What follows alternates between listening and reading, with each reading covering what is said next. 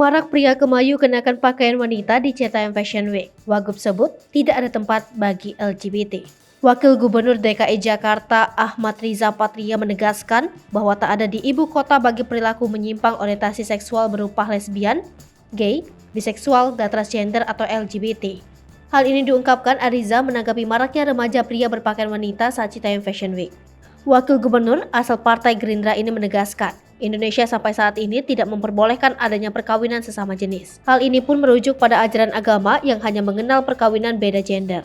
Oleh sebab itu, Ariza meminta para orang tua turut membimbing dan mendampingi anaknya. Terlebih, usia remaja pria yang kerap berdandan bak wanita saat Citayam Fashion Week umumnya masih berusia belasan tahun.